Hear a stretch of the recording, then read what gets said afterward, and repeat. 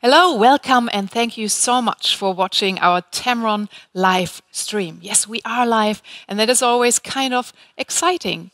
We want to make the show worth your while, showing you two new products made by Tamron, and we invited two photographers to tell us more about their experiences with Tamron lenses. And for the technical details, we have the marketing manager of Tamron Europe with us today. Welcome, Leonard Steinberg. Hello, nice to meet you. So great to see you. Hey.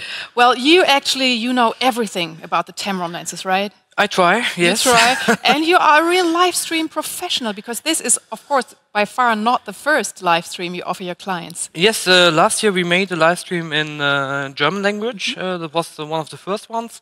And during Photokina we had a lot of live streams from our Photokina stage, from the fairground. They're all still online, right? They are still online. You can find it on YouTube, on our Tamron YouTube channel. And most of them are in German language, but we have also two shows which are coming from a US photographer, Eric Wallind, and so you can also watch English shows. And what is so nice about being live is that you, viewers, you can actually kind of communicate with us, right? Because we open the chat. Correct. We stream it on Facebook and on our live stream page on YouTube, and our product expertise in the background, we have our staff sitting. So we are trying to answer some questions in the end. Yeah, not all of them, then it's during the whole live stream, you can ask questions, yes, chat with us, and we will try to answer everything what you want to know about the products. Perfect. And I already promised two new products, so please tell us more. Yeah, the first product is standing already here. It's a 7200 second generation. So it's the update of our old, rather old 7200 first generation, 4 years old. And now we announced the second one, which is a very good lens, very nice. And the second new lens we will just shortly explain in the end. It's our new 10-24. And this is also an update of a very old lens of Tamron. And 8 years. 8 years, yeah. But the generation before. We focus in this live stream on the 7200. Yeah.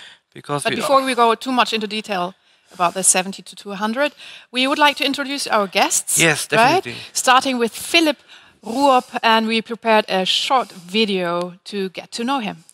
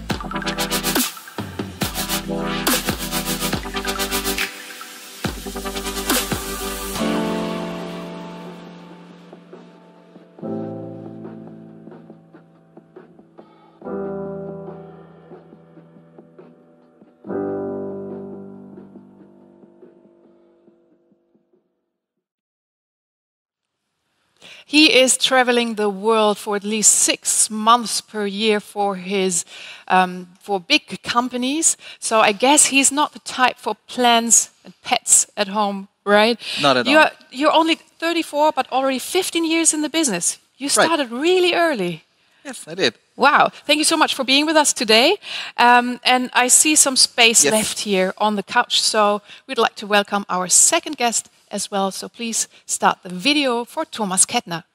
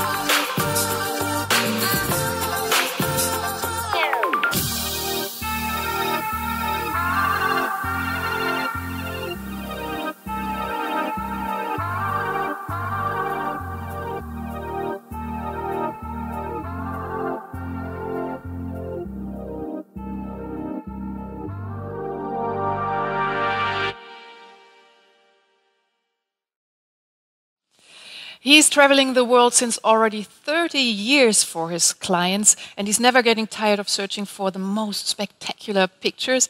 Thomas Kettner, you were raised in South Africa. You're living in Hamburg at the moment, and you're at home at, well, let's say, experimental photography as well as in the areas of fashion, lifestyle, and commercial. Thank you so much for being with us today. Thank you so much. Yeah. Well, before we start talking about this great second generation 70-200 lens, just tell us a bit more about your latest great projects. So for me, the latest project was also for Tamron. We were in Iceland, and we did some kind of drone photography. Not with a Tamron lens. There's no Tamron lens for the drone. Right. So we tried to lit the scene with the drone. So we put a torch or flashlight on the drone, set it up in the air, and took the pictures from the ground with the Tamron 15-30. We had exposure times about 5 to 8 minutes. Wow. And they look really, really out of spooky. space, I would say, like Mars. more like on Mars than on Earth. But okay, that was well, exciting. you didn't travel to Mars for your. No, actually, I was watching him from the Earth. Yeah. But you were going to the desert. Yes, actually, as a matter of fact, as you say, I'm around and about a lot at the time of the year, and the last exciting Tamron job that I did, I must say, was last year in Namibia when I was testing the 150 600 millimeter super tele lens.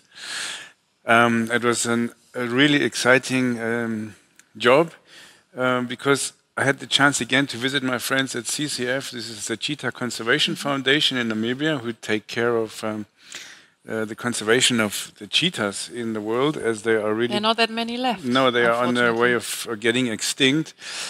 And they helped me also to produce those amazing pictures, which are actually in the new Tamron magazine, which is right now out. And you can see a picture of my one friend outside here and some pictures of the other guys inside here. Oh, wow, they're so fast. Yes, actually it was a very, very exciting thing, because here you can bring technology at to its borders. Because first of all, speed, heat, dust, and all that stuff is very, very tempting to mess up these beautiful lenses. And the test went really well, and I think Tamron was very excited with the result. And so I was kicked in the butt to go on and test the next lens, which I'm very proud that I was part of the team. Yeah, and you two are still part of the team testing our 70-200. But like overall, is it like you're always carrying a Tamron lens with you? Could you say that? Yeah, so far, Tamron lenses, they sneaked in a little bit into my bag. So I got one. The first one I got was the 15 to 30, and then I got in contact with Tamron. Yeah. And yeah, we had a lot of meetings, and they said, "Want you try out more of the lenses?" And I said, "Sure. If they are good, I take them. I keep them. I work with them." And I would say now my bag is full of Tamron lenses. And converters. And converters, right. Yeah. You started a bit later, becoming a friend. Yes, I started a little bit later. Actually, Tamron they found me in a publication which was done by our Photographers Association from Germany, and I was asked to do a test for one lens, and which was a very, very exciting thing to do.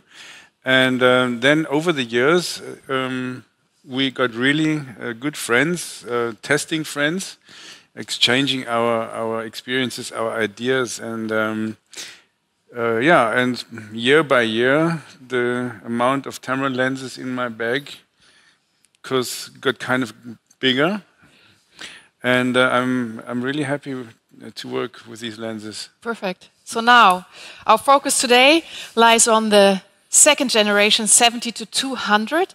Leonard, there were really new standards set, right?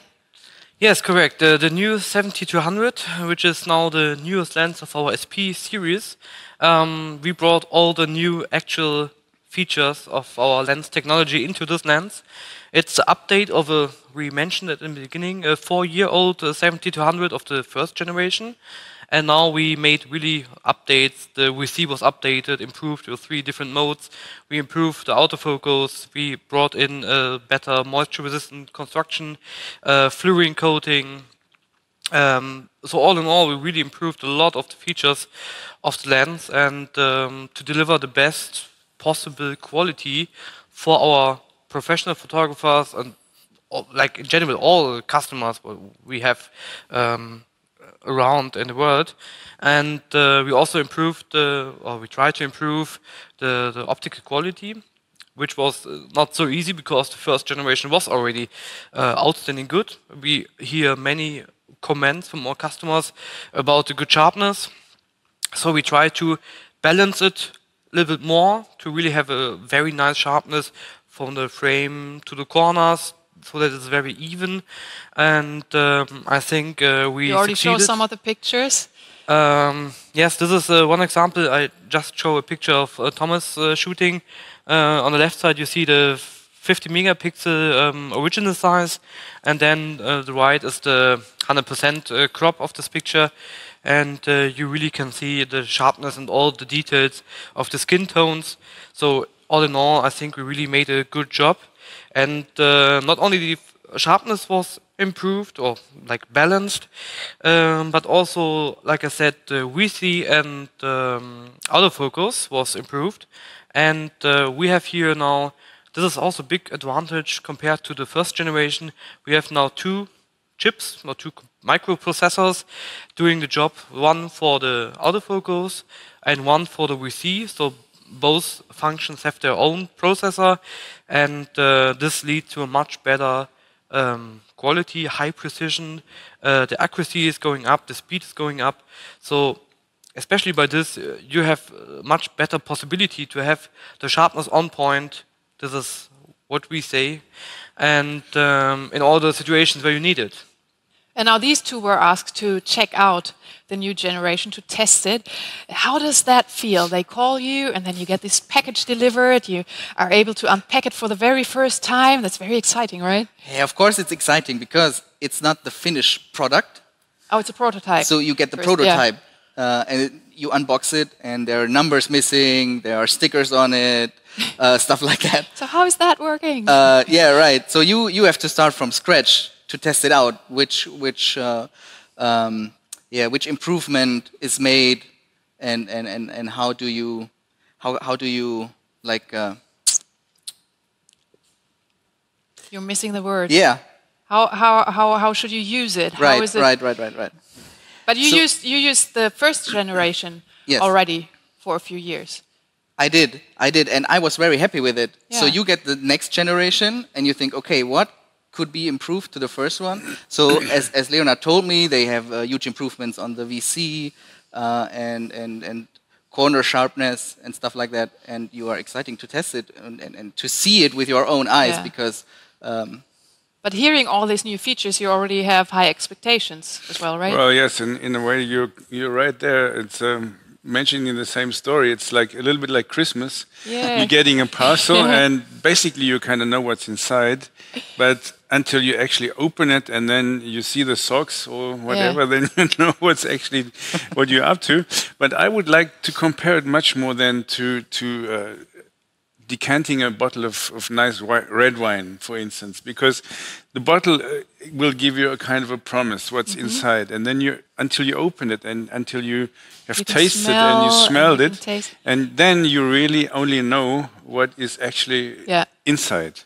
And this task, the bottle could look nice. It could look nice and it could taste like terrible. But in this case, both of us were presented this bottle of wine, which we knew obviously was going to be a really, really good wine, to stay with this picture. But still, until the moment you have tasted it, then you only know what's happening. And of course, you're expecting it to taste spectacular. So how was it then tasting it? Or well, let me just call it testing it. It was testing it. Well, let's put it that way. The expectations were met more than I would have expected. I had a huge list. That's a good thing. I had a huge list that I had to actually work off, testing, focus testing, the VC, the speed of the VC, testing, converters, under all sorts of light conditions, under all sorts of focal lengths and speeds and whatever. And it was a list that I thought, oh my God, I'm never ever going to be able to manage to do all those things to a point where I can say, ticked off, done, ticked off, done. But you did. It was actually a real pleasure to do it, because those things, they happened the first time we tested it. And it was great. It was really great. That sounds good. Well, you brought some pictures, right? Especially now that we are talking about the faster autofocus. That was for you really important, right? Yes, for me, the most important thing is the continuous focus. Yeah. So we do action and sports photography. So my example is this picture. Oh, wow. And you have the surfer, the rider, out in the water. And then you shout now, and then he's just surfing along. Yes. Right? Yeah. That's not going to happen. So that's easy. Now, Thomas, tell us now. Yeah, exactly. So you tell him to go out, and you say, okay, we meet again in 20, 30 minutes, 1 hour. And that's the time you have to take the pictures. You never know when he will hit the wave, when he will. And here we had some rocks. Yeah. And I expected him to appear behind those rocks. But when? Yeah, but when? So the continuous focus has to be on point at every time. Yeah. Because, and that's what we talked about as well, if you miss the shot, this could be the shot you need. Yes. And maybe there's no second wave where he can do, like he also does tricks and jumps and flips, and it's not repeatable. No. Especially more over in sports photography than in my job in fashion, where I can say, just do this again and do it again. But here, the sportsman is actually trying to peak to its best, and if you miss this moment, it's a disaster. Exactly. Wow. Right. But it didn't turn out a disaster. No. Look, it's a perfect picture. Wow.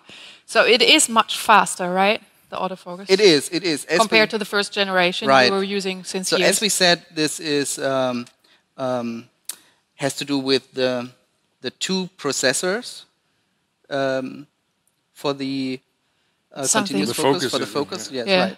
But you know much more about that. So that's the technical thing. I'm not the technical guy. I'll get so carried. please, if you don't ask me what exactly happens. So well, actually, what exactly happens? I'll just get carried away a little bit with that, because I was really fascinated, because that is actually a real big problem with long lens autofocus and stabilizing modi on lenses. Is that, first of all, it's a huge amount of glass inside that lens.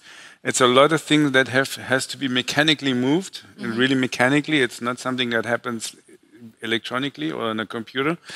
And also, the thing is that your object that you are targeting is moving most of the time. So you're having a big problem of this autofocus staying on that moving object, which might even be in a low light situation, no contrast, and at the same time to stabilize the picture. So what Tamron did, and I first experienced this on the 150-600, is this two-processor technology where actually one is completely busy with focusing and the other is completely busy with keeping the image stabilized. Yeah. And this results in a fact that you can actually almost like shooting at the moving target, the moment you press, the focus is there. Is there, yeah. And even sometimes what happens, of course, with you is also is that you lose your surfer because he kind of jumps the other direction that you were expecting, and you go back on him, right away he will be on the target again in no matter of time. And now you know why I wanted him to ask the question, to answer the question. Perfect answer. We saw this amazing picture of you, Philip. Do you have, you brought also pictures? Well, yes. I would just like to quickly show you why I chose. Yes. Why I chose this. My. Can you hold it? Yes. I would say story which I created for Tamron is a fashion story which gives me all those problems: low light, texture, sand, of course, wind. Humidity, wind, all these things that make life hard for a lens and for a photographer. Because like we were pointing out in the beginning, is that compared to an amateur, if the weather goes bad, our clients still expect us to do the pictures. Yes. We can't say, maybe it's a little bit difficult for my lens, I don't want to get it wet, I'm just going to stay inside the hotel room. No, we have to be out there. So we have chosen our topics for our test features to include the most extreme situations that we can get. This, for instance, here, as you can see, is a test with a long lens with the 2.0 converter. And you can see still how crisp and sharp this picture is. Impressive. Yeah. More or less in the center. And, as Leo pointed out, right into the corner, where you can really see every little facet of that stone and texture in the material. And still using only natural available light, with backlight, you have in these high key parts of the picture all the definition. Wow.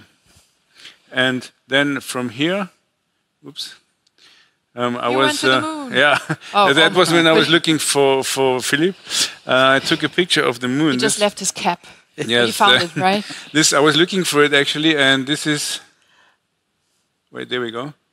This is actually a picture from my hotel room. This was the supermoon just before Christmas. And I was really absolutely stunned by the definition because it is actually not easy to take pictures of a moon. I try sometimes with my smartphone. It's because you have always the problem of light pollution near cities, and if you're somewhere where there's no light pollution, still you have vibrations of light and heat in the air. Wow, this is perfect. And here I did a test under extreme low light conditions. This was also with a 2.0 converter to see how good the stabilizer is working. I think it was a shooting time which was so low that everybody would say, forget it, you don't need to do this picture. But with this VC, I could actually hit this picture, and you can see, even here again, how crisp and how the definition is inside that picture. Yeah. Whereas I was explaining to another photographer's friend that normally what they say is that if you have a focal length of, let's say, 400 millimeters, you would choose a time of not slower than twice the focal length, which would be almost 800th or 1000th of a second to get a picture where you could say, I'm sure that it's going to be crisp. But here we are far, far away from those times. So this was also something that I really could test. Maybe this is a good possibility or to drop in with the VC. Yes. I just wanted to ask you brought it already in that the VC gives a very good function, good stabilization to your pictures. And Yeah, I meant I was saying it before. We have now 3 different modes. So this new VC system we brought for the first time into the 150-600 G2, and now also into the 7200. And the 3 modes are usable for different situations. So the first mode is a mixture of a stabilization of the viewfinder image and the final stabilized image. So it's a balanced between both. The second mode is for panning shots, so for action, sports, racing cars, whatever. And the third mode, here we really have the biggest stabilization effect of 5 stops, up to 5 stops, depending on the situations, depending on your personal feeling as well. But up to 5 stops, this is a standard CIPA measurement as well. So we really brought in a standard measurement to have a comparison to other manufacturers. So in this third mode, we have the highest stabilization effect, but of course, at this mode, we don't have the stabilized viewfinder. So the viewfinder, while you shoot, will shake, but then the final image, pressing the shutter or the button, this one is then really stabilized with the highest effect. Yeah. And we can see a picture of Philip showing us how great it works. So it's just like, it's that picture. And I heard about the 5 stops. Yeah. And I said, no way. That means like you are shooting at 200 millimeter focal length with like a 30th of a second or something like that, which is not possible in your thinking. So I wanted to see if that's really true. So I waited for the sun to go down, so we have no direct sunlight. And if that's possible, you starting to get other problems. If there are any people on the picture, they're moving, right? And they blur a bit. And I saw in your pictures, you have the same problem with the wind, in hair and stuff like that. So, wow, that's great incredible. picture. So he was standing quiet. Yeah, yeah. I told him, don't move. Whatever you do, don't move. Yeah, I want this picture. Right. Do you have more pictures? Yes, also, but what I wanted to say exactly now, a very good example for Philip's picture here that you can see. Now just go back to your picture now. Sorry. Because basically this is what happens in advertising agencies' minds. They ask us to do these kind of pictures for some campaigns, for whatever. And a lot of the times they choose pictures which are 1 out of 100,000 that they find in the internet. And of course we know that 100,000 pictures in the internet have not been done on one day. So our clients expect us to do this kind of a picture at a time span, especially with this light situation, which will last you no longer than maximum 5 minutes. Yeah. Before and after those 5 minutes, your light is either too much or either it's too less. And so you basically have to rely on that very specific moment that the equipment is going to be really there when you need it. And this is something which takes a lot of pressure out of a photographer. You know, if I can rely on it, and if I know I want to overtake now and I have enough horsepower to do it. It's really hard work being a photographer. I would say so, yes. Yes, it is. And you have all these sometimes bad weather conditions, you have extreme situations, you're taking your pictures.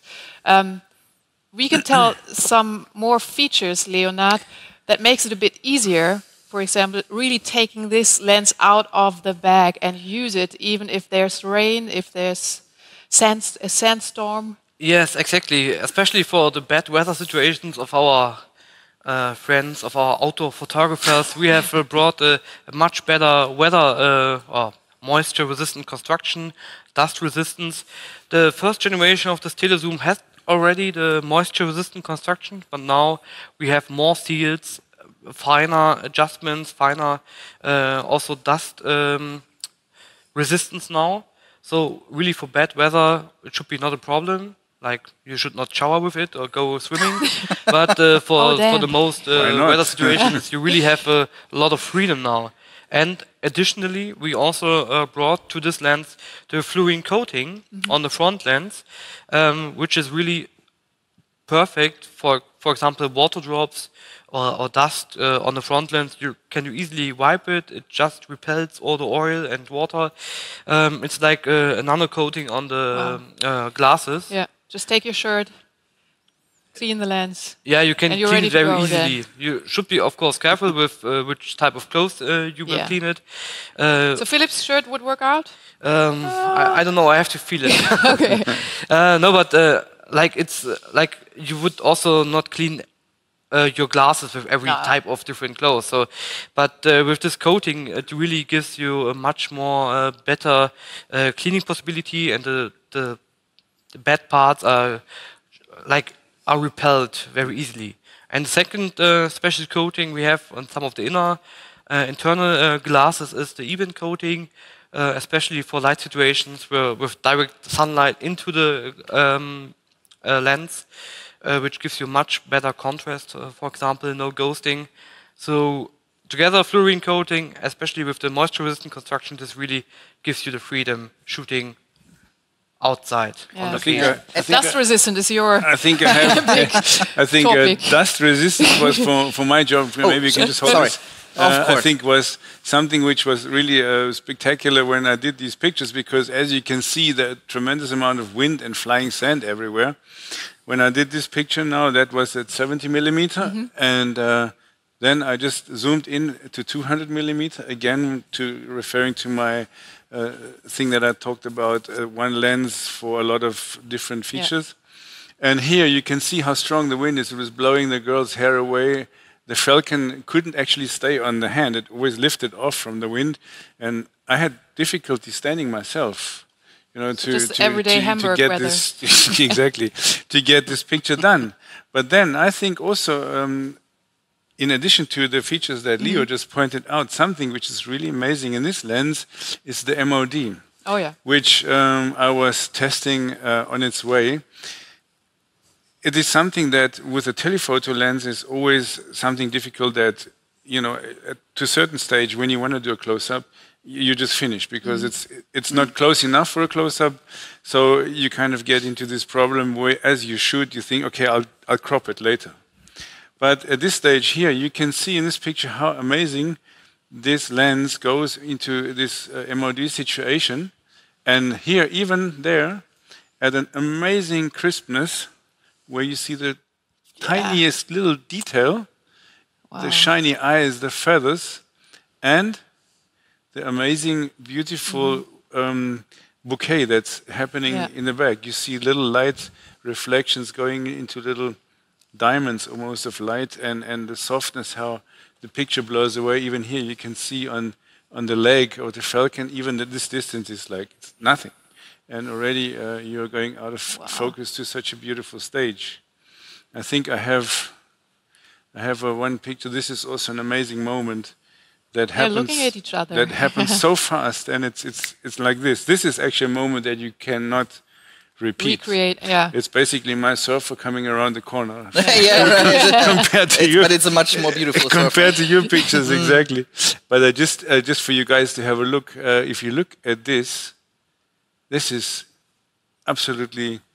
I mean, I can just go wild when I'm talking about these pictures here. And here again, this is the thing with the fluorine coating of the lens going into backlight directly into the sun. This was 200 millimeters, and then 70, and then into 200, and then even closer, where you can see every tiny little detail around the hair in this artificial fur that is also very difficult to take pictures of, because you can see every tiny little thing, and this fur is plastic, and plastic is completely different to real hair, because it's almost it has a very strange way of reflecting light. So even here, this looks really. And then the background is kind of melting. And then here you see this beautiful bouquet in the back. So MOD. Okay. Yes, that's good point. Yes, The bokeh was also improved. We have a 9 diaphragm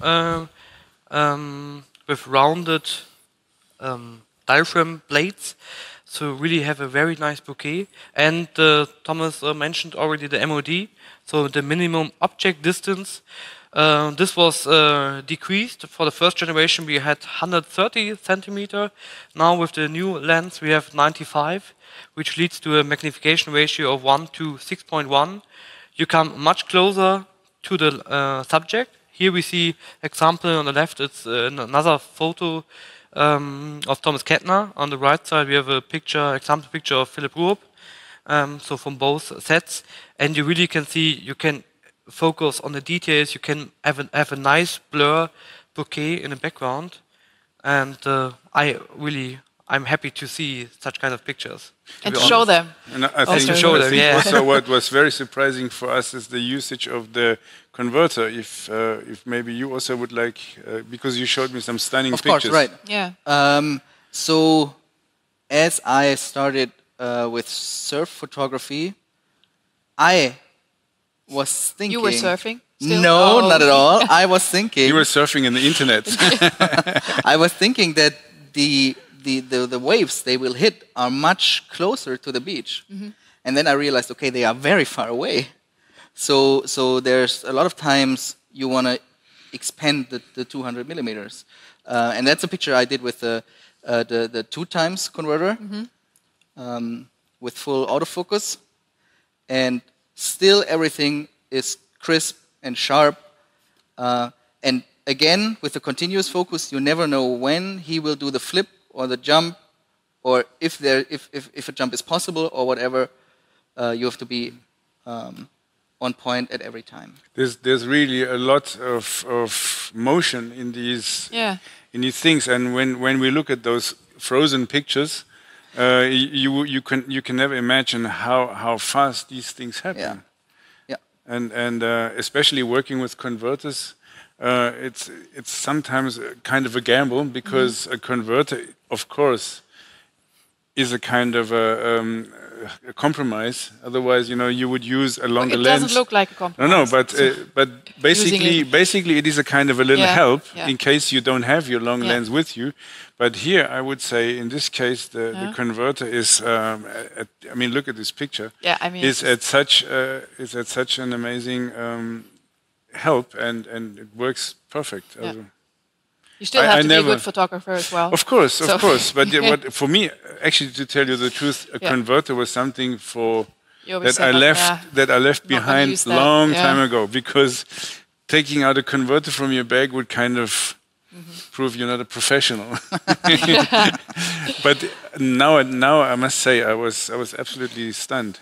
And I think I'm happy to hear that, because of course our engineers made the best that the converters and the 7200 will really work together very close.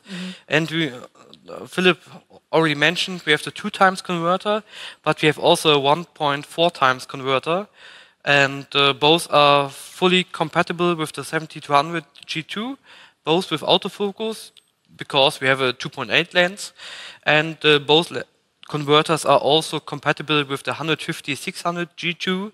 So now you have two lenses from Tamron usable with the converters, giving you much more freedom. And maybe I add the additional accessory, the tap-in console. This is also something we brought to the market 1 year or 2 years ago, together with our new SP series last year. It was beginning of last year. And this tap-in console gives you the chance to adjust your focusing, adjust the VC to some parts, make the fine-tuning so that the lens fits much better to your camera if needed. In most cases, it just should work directly, but sometimes a little fine-tuning is needed. So with this, you can really plug it into the computer. You can also make firmware updates, which is a very helpful feature. And the tap-in console is now compatible with the whole SP series, starting from the 35mm 1.8, 45, 85, 90, 150-600 G2, now the 7200. So for the whole range of SP products, it is usable. So you need it only one time, and you can use it for all Tamron lenses, all new Tamron lenses. So this is optional accessory. Yeah, so I think overall we agreed that we have great new and improved features with this one. So this is going to be also this thing here that we have. Oh yeah. That's a good point. Thank you that you remember me of this feature. I had the lens in my hand, you know. I had it in my hand. That is live. Although I never used that thing. Yes, this is a feature, the Arca Swiss compatible tripod mount. It was on a wish list for many, especially nature photographers, using their tripod system, and many of them use the Arca Swiss system because it's very flexible, very fast, and now you don't have to buy a special Arca Swiss adapter plate or something like this, which costs you another $50 or something. You just plug in the tripod mount into your tripod mount, and then it will work directly. So this is very easy, and it was on a wish list for many photographers, and we brought it first in the 150-600 G2 last year, and now as a standard feature also in our new TLS lens. And of course, for you were shooting all the pictures handheld, so no wonder that you don't need the Arca Swiss, but I know many photographers. I know many photographers who are very happy with this feature. So would you say this is going to be part of your everyday equipment? Of course. It has to be, right? Yes, it is. It is, for me, it's some kind of all-rounder together with the 1530. So I'm more on the extreme sides. So in action photography, you want to be as close as possible on the subject, or you are very far away from the subject, but you want the feeling to be as close as possible to the subject. Yeah. To see all the emotions and all the details. First generation was already great. Right. This one is even greater. I think also when we were talking before this broadcast, we were chatting about our experiences we had. I think also the amazing thing with this lens that is really, I would say, a basic tool, and we use it most of the time during our daily work. It needs to resist to all the torture and the things. Yeah. And when you say you're in the mountains, in the dust, in the dirt, and everything, these. So I'm 100% with you, because I am more than sure that you are only able to take, I would say, stunning pictures if you don't care about your equipment, which does not mean that you are careless. You're careless and you don't care about damaging it, but you don't care about the equipment. If you enter the beach and you think, oh, better I leave it in my bag, then you don't get the picture. But you need the picture. The clients want the picture, but that's a way a lot of photographers think. And you said it's kind of an all-around talent. You're sometimes climbing mountains for hours. You don't want to take a bag with I don't know how many lenses. That's right. That's right. Better to have 2 to carry for hours on your backpack than to have 8. Because this is true what Philip says. I mean, we are actually talking of high performance as photographers. The high performance includes, first of all, physical performance, to go to these places where there is extreme locations, extreme weather, and you need to stay there sometimes for hours to wait for the right moment, for the right picture. And also the fact that you need to do, especially at that moment, the right picture, and you can't be completely tired or fatigued because you've been wearing yourself out carrying 15, 16, 18 or 20 kilos of camera equipment up the mountain. And also the thing is, of course, sometimes you have to react so fast to adapt to the situation that before you changed. For myself, at -20, my brain is so slow I can't think which lens am I going to use. I'm just going to put one lens and that's it, in a way, I would say. It's warm in our studio. You're thinking really fast. Is there anything more from your side to add?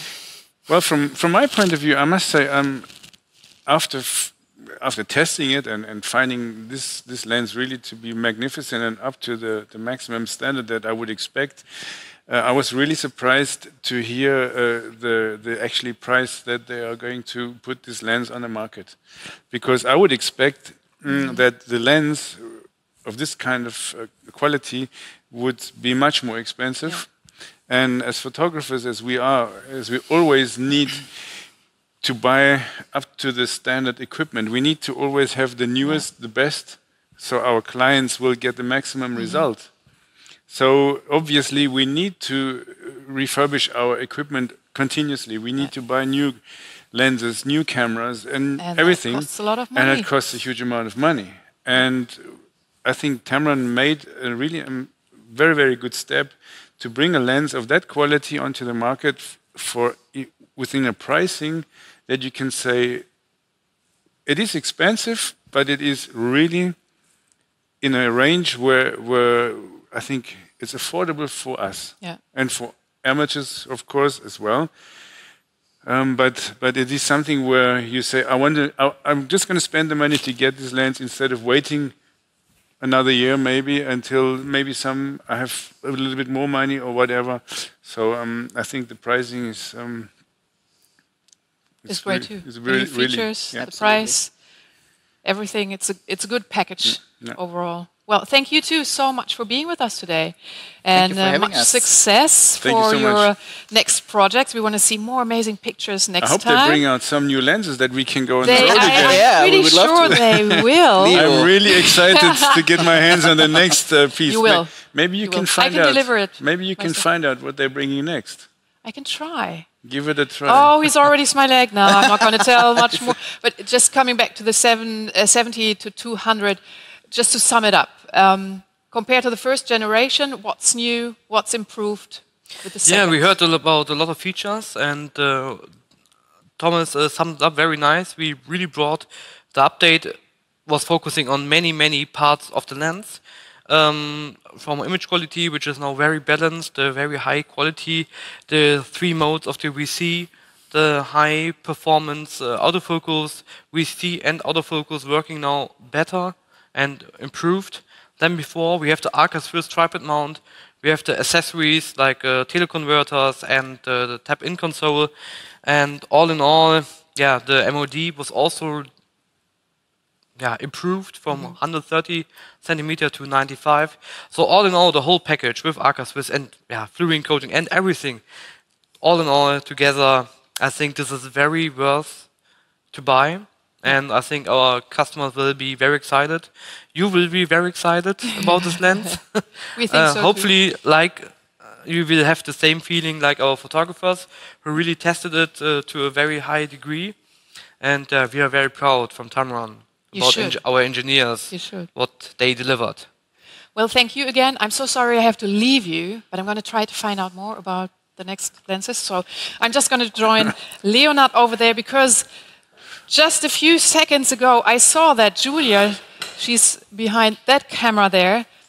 She brought us some questions from the chat, the live chat. Yes, let's see. You think we should answer some of them? Yeah, maybe. Yes, right. So, well, we forgot to talk about when these lenses will be available. Oh, yeah, that's a good question. We're starting now with the delivery to the shops. Yeah. So, beginning of March, it should be available to all the shops throughout Europe, or maybe the most shops. And so in March, you will have the chance to buy the lens for Canon and Nikon directly. Yeah. And we're, coming back to the question of Thomas, will there be more lenses? Every time we announce a lens, every time we have the questions about, when this lens will come up and will be the upgrade of this lens. There are more lenses about to come, but you're not going to. No, I can't tell us about. I can't tell anything. I can say, just say we are all passionate photographers at Tamron. We have our own wish list. Yeah. We hear the demand of our customers for lots of different types of lenses. Of course, we can't fulfill everything directly, but I'm sure that this year we will bring some more nice lenses to the market. So just stay tuned. My wish list just has one more item on it. Maybe the second. Okay. Well, do we have more questions? There's a very, very short one. What about Sony? It just says. Ooh. Yes. Unfortunately, both lenses are coming to the market only with Canon and Nikon mount. We heard the demand and questions from many Sony users why that is the case, and the problem with Sony users, or not with the Sony users, but with the mounts. We have now Sony Alpha mount, we have the Sony E mounts. We have one group asking for the Alpha mount, the second group is asking for the FE mount, the full frame E mount, and especially the full frame E mount. It is technical, it is very difficult to use or to have a DSLR lens and then adapt it to the mirrorless system. Of course, we all know the adapter situation. Most of them are working very well, but to have it natively connected to the FE mount, this is quite a problem technical-wise. So unfortunately, I don't want to. I don't want to make too much promises. But these lenses will be only with Canon and Nikon mount available. Okay. Well, I think for now that's enough for questions from the chat. The chat is still, of course, open. Yes, our product experts. We have our staff sitting there, and all the other questions will still be answered, of course. Yes, we try to answer all the questions, and of course you can ask us also after the live stream on Facebook, on the different media channels. There are a lot of ways to contact Tamron. Yeah, it's just we don't want to miss out on the other stunning new products. Yes, exactly. We already said in the beginning that we have another very nice lens, the ultra wide angle. It's an update of a lens which we introduced 8 years ago, and we all know it's especially in the lens or a camera technology. This is a really long time, and now we made an update which is really, really nice. Maybe I just get it from Philip here. Thank you. Thanks for the help. Perfect assistant today here. It's the new 10 to 24, 3.5 to 4.5. We have two very important features here, and some other features. The first one is we incorporated the VC stabilizer into this lens. Okay, some of our viewers might ask themselves why. Yes, that's true. Of course, you don't need it in all situations, that's for sure. In many situations you can just shoot, especially during daytime, without any problems, but we all know making really great pictures sometimes deserve a special light situation. We heard it from Thomas and Philip. During low light situations, maybe you have a very good lighting, maybe not so much light, and then you are very happy to have a VC, because then you get a shot, you don't miss it. So better to have it in the lens than to have it not. So, and the second feature, which was very new, is the HLD autofocus. It's a very precise, silent focusing, which is also new to Tamron, especially for like larger lens elements from a wide angle. It is very usable, and this really gives you the perfect focusing in all situations. Then, as we can see, design, yes. It looks very similar to the SP. Yes, it's our human touch. We are now bringing this design language to all of our new lenses, and we see the similarity. Maybe there's a little bit different coating. The shine is a little bit different. The SP lens is more metal, for example, and also the brand ring at the bottom is not so thick, but the tactile feeling is very nice. It really feels very good. It looks very good at the camera, maybe also a good point. And we have also incorporated some more features of the SP series into this product. For example, we have the moisture-resistant construction. We see it here with the rubber lip. And on the front lens, we have also the fluorine coating. So even on the non-SP series, we are bringing more and more high-class features to have like overall a higher standard. Yeah, you definitely achieved that, the higher standard. No question about that. Yes. Well, thank you so much, Leonard, for all your explanations. Thank you again to Thomas Kettner and Philip, who they're already talking about the next pictures there on their screen. So what leaves us? That just leaves us to tell our viewers what. Stay tuned. Stay tuned for upcoming new lenses. Thank you so much for watching our live stream. Thank you for joining us. And we hope to see you soon. Bye-bye. Thank you. Bye-bye.